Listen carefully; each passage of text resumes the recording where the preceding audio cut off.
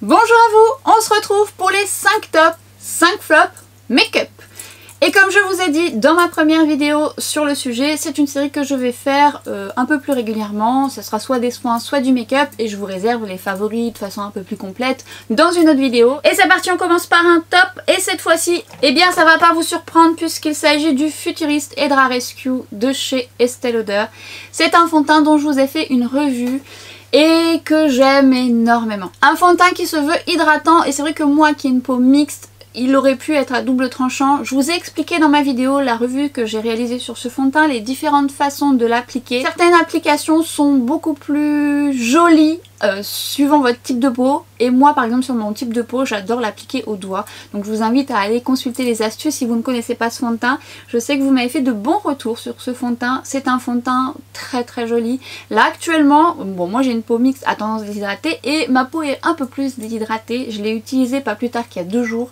Et autant vous dire que je confirme ce que je vous ai dit, j'adore ce fond de teint. Puisque ma peau déshydratée l'adore également. J'aime le fait qu'il a un SPF 45. Il est confortable, il donne un coup d'éclat, il m'apporte un boost d'hydratation et il est vraiment très joli. C'est un fond de teint dont je vous ai souvent parlé, notamment pour les peaux très déshydratées et les peaux sèches. Il fera votre bonheur parce qu'il va vous apporter beaucoup d'hydratation et beaucoup de confort. C'est un petit bijou. Et si ça vous intéresse, je vous mets les swatchs des deux que je possède, le 2W1 et le 3W1. Que je mélange suivant ma carnation, mais je vous laisse également aller voir ma vidéo où je vous en parle plus en détail, notamment avec quelques astuces. Un flop cette fois-ci, c'est de chez MAC, c'est les Dazzle Drops que j'avais acheté aux fêtes précédentes me semble-t-il, et j'étais ravie d'acheter ça parce que j'aime beaucoup ajouter des petites gouttes dans mon fond de teint pour apporter de la lumière.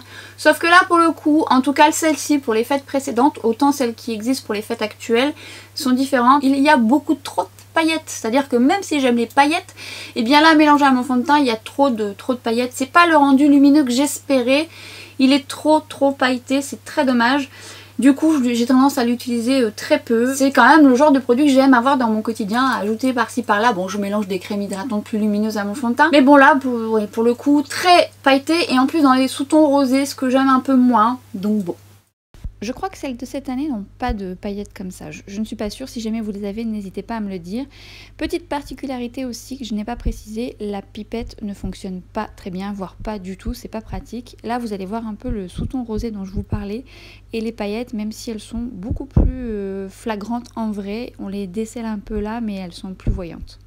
Un top, c'est le rouge à lèvres liquide, le demi-mat de Huda Beauty que je vous avais présenté dans une de mes vidéos précédentes puisque je l'ai acheté dans un coffret avec d'autres rouges à lèvres, notamment cette couleur que je porte là, mais j'avais mis un autre rouge à lèvres en dessous et de toute beauté c'est la teinte féministe.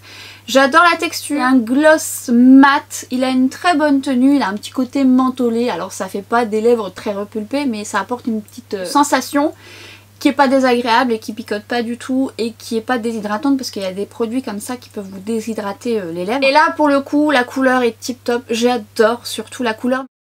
Je voulais vous montrer le swatch mais également le coffret dans lequel j'ai acheté ce rouge à lèvres. Peut-être il est encore disponible, je vous mettrai ça en barre d'infos si jamais.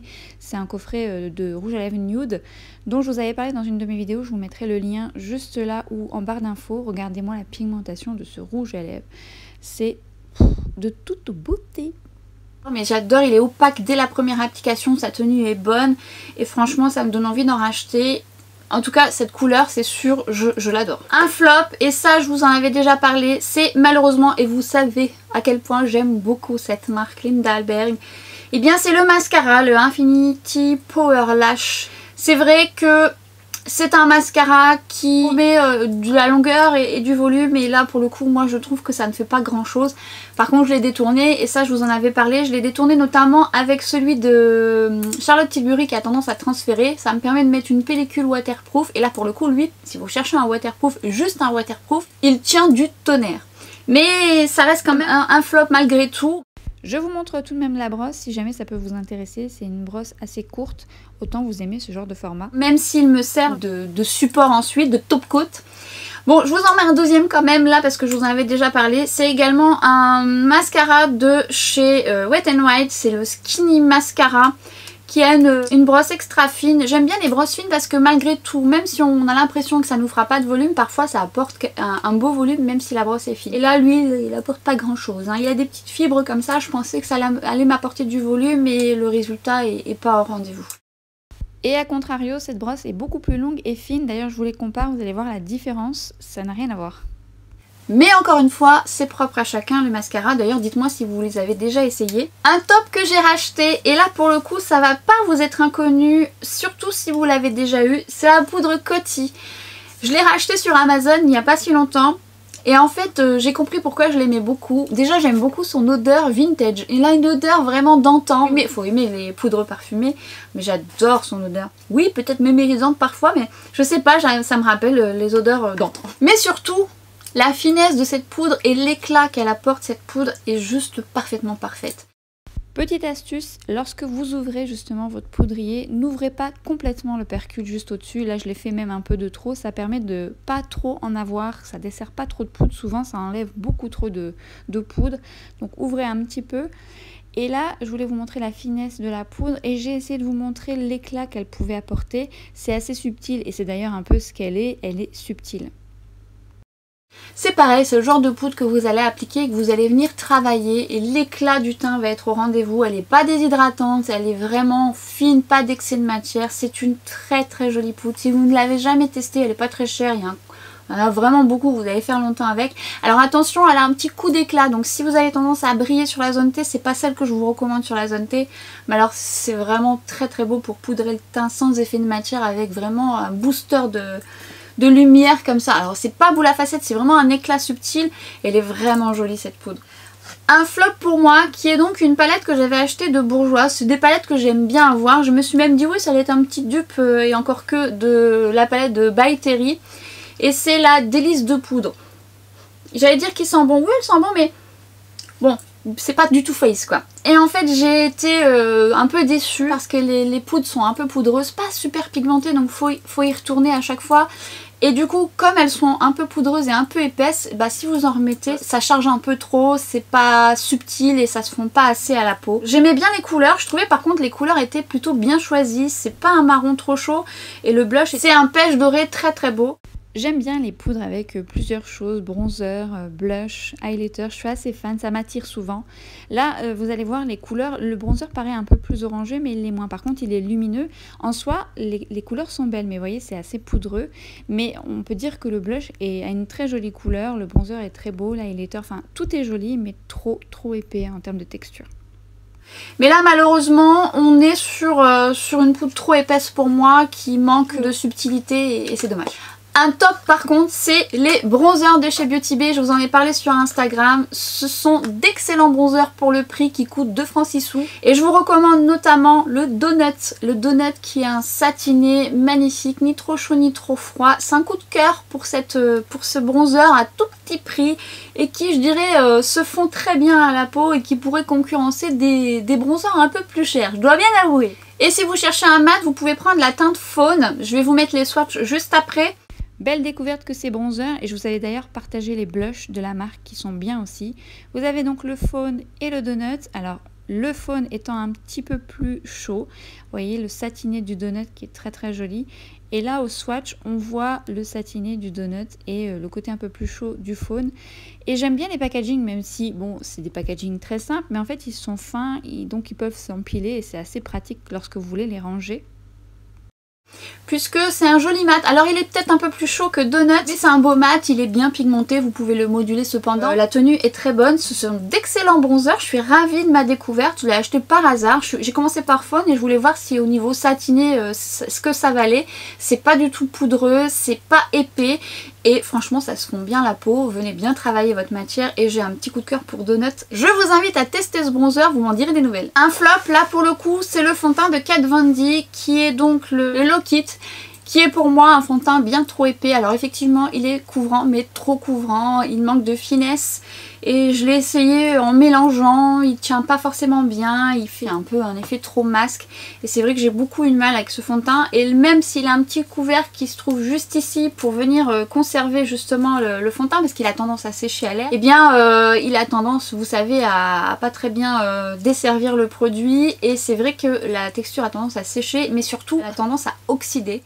J'aurais voulu lui donner une autre chance à ce fond de teint mais clairement ça n'accroche pas. Peut-être aussi que la couleur très foncée, vous allez voir déjà la texture très épaisse.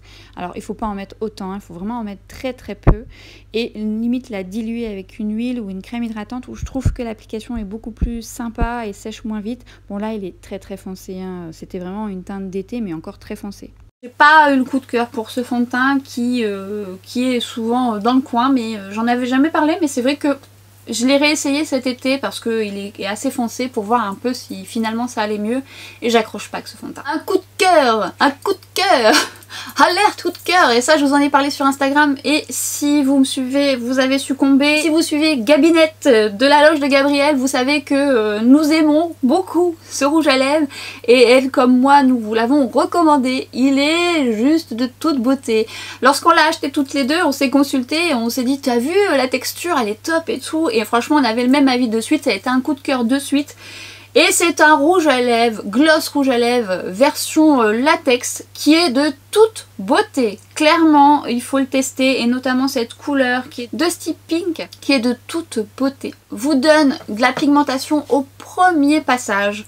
Et en fait, la pellicule entre guillemets de latex, de gloss, a vraiment cette texture latex. Ce qui fait que lorsque vous embrassez votre bouche, vous n'avez pas du tout de couleur. Au premier bisou que vous allez faire sur votre main, pas du tout de couleur de rouge à lèvres, vous allez avoir un peu de brillant et en fait on a l'impression que le gloss latex protège la couleur pour qu'elle dure plus longtemps. Ce qui nous fait un gloss longue tenue, pigmenté, opaque. La couleur est très très jolie. La carnation de votre peau aura son importance puisqu'effectivement on se faisait la réflexion avec Gabi. Gabi elle il fait beaucoup plus rose sur elle que moi, il fait un peu plus froid sur moi et donc ça dépend de votre carnation. Dans tous les cas que ce soit sur elle ou sur moi, j'adore la couleur. Joli packaging avec un bouchon doré et qui laisse place à la couleur qu'on peut voir à travers et donc ça c'est pratique. L'embout est pratique également et regardez-moi l'opacité, la couleur qui est juste magnifique. J'aime énormément. Je me suis commandé le rouge que je n'ai pas encore reçu d'ailleurs. Oui, je l'ai pas encore reçu d'ailleurs. J'avais tourné cette vidéo un petit peu avant et entre temps effectivement j'ai reçu le rouge évidemment. Mais je vous en reparle très bientôt puisque je vous ai réalisé un tuto. Je porte les deux, vous pourrez voir le rendu également. Et je vous en dirai un peu plus par rapport à ces deux rouges à lèvres que j'aime d'amour. Mais ça je crois que vous l'avez compris. Par contre j'espère qu'elle en fera d'autres, la texture est réussie de folie. Franchement, j'ai pas vraiment de texture comme ça dans ma collection et j'en suis ravie. Ça vous fait des lèvres un peu pulpées sans pour autant que ça le soit vraiment. C'est pas mentholé du tout, ça fait pas d'effet quoi que ce soit. C'est lorsque vous le mettez, c'est laqué. Vraiment laqué de manière à ce que ça vous donne un bel effet miroitant sur vos lèvres mais de toute beauté. Ça a été un coup de cœur dès la première application et à chaque fois que je le mets je me dis qu'il est très très joli. Je me suis embrassé plusieurs fois les mains. Alors bien sûr vous avez le côté glossy qui va venir. Après au bout d'un moment le côté glossy va disparaître et seulement après la couleur va venir sur votre main. Oui j'ai fait des tests hein, quand même. Ce qui est bien c'est qu'il vieillit très bien parce que même si après vous n'avez plus la couche de gloss, la couleur reste bien. Elle teinte mes lèvres assez longtemps. Et franchement, pour un gloss rouge à lèvres, il a une tenue de folie, la couleur, enfin bref, pour moi c'est un réel coup de cœur. Moi je suis assez fan de la marque, vous savez, à part le mascara, il n'y a pas beaucoup de choses que je n'aime pas. Alors on en reparlera quand même. Mais ça, si vous ne l'avez jamais testé, s'il est encore soldé, et ça je vous l'avais partagé sur Instagram parce qu'il a été soldé sur le site de Linda Alberg et sur Beauty Bay, foncez. Surtout sur cette couleur, rien que pour tester cette couleur qui est peut-être un peu plus portable que le rouge, ça dépend encore de votre quotidien. Coup de cœur, j'adore. Un blush que je n'ai pas vraiment apprécié malgré le fait que j'aime beaucoup la marque, c'est la marque Milani. En fait c'est en forme de rose et ce que je trouve un peu dommage c'est que malgré que la couleur soit très jolie, Je trouve la texture un peu trop épaisse, qui fait que ça dessert trop de matière et bon, il faut quand même bien la travailler, vous arrivez quand même à un résultat, mais ça manque de finesse pour moi. J'étais un peu déçue, ça prélève trop de matière. C'est un très joli packaging, la rose en relief qui est vraiment très belle. La couleur est jolie de ce blush. En soi, si vous la travaillez avec un pinceau dense, il y a moyen de faire quelque chose, mais c'est une poudre un peu trop épaisse pour moi. C'est pas le genre de texture que j'aime. Et puis je trouve aussi que peut-être il a un poil un peu trop satiné aussi. Par contre, on arrive à le moduler, mais ça manque de subtilité aussi. C'est pas vraiment le rendu que j'aime moi dans mon quotidien parce que vous devez venir le retravailler et le fondre un peu plus. Ça demande un peu plus de travail et c'est vrai qu'il y a des textures beaucoup plus sympas. Et c'est vrai que c'est pas mes préférés. C'est joli la rose, mais finalement la texture est certes soyeuse mais trop épaisse. Malgré tout, la couleur est très jolie. Bon, après ça coûte pas cher, autant vous pouvez l'aimer. Moi j'étais un petit peu déçue par rapport à d'autres blushs Milani que je peux avoir qui sont beaucoup plus fins en termes de texture. Celui-ci m'a moins emballé. Vidéo courte, j'ai lu vos commentaires, vous me disiez que vous aimeriez que ça soit un peu plus long, mais en fait celle-ci je les veux courtes, mais les favoris seront beaucoup plus longs. Donc autant j'aurais mis les favoris entre temps, je ne sais pas, ou après celle-ci. Effectivement, pour les favoris, vous pourrez prendre un thé, un café. Et bientôt arriveront en fin d'année, je ne sais pas vers quel moment je vais faire ça, les best-of, où je vous parlerai de tout ce que j'ai aimé en détail avec les swatchs, j'espère. Et autant ça ravira certains ou certaines d'entre vous qui préfèrent des formats un peu plus longs. On va dire qu'on va faire les deux. Et ça me permet moi de souffler sur le montage entre temps, c'est un peu plus court. Et puis finalement, j'ai trouvé quand même le format sympa. J'aime bien le réaliser aussi. Et puis de toute façon, il y a plein de choses qui arriveront. Merci d'avoir partagé vos idées également dans ma précédente vidéo. Précédente ou ce sera peut-être pas la précédente. Je ne sais pas parce que j'ai tourné une vidéo il n'y a pas longtemps, je ne sais pas si je vais la mettre avant. Bon bref, en attendant, j'espère que ça vous a plu. N'hésitez pas à me partager vos tops et vos flops. Vos tops et vos flops. Vos tops et vos flops make-up. Je serais ravie de vous lire, comme ça me permettra aussi de faire ma petite liste. Et puis en attendant, je vous dis à très vite sur Instagram et à bientôt pour une prochaine vidéo. Ciao!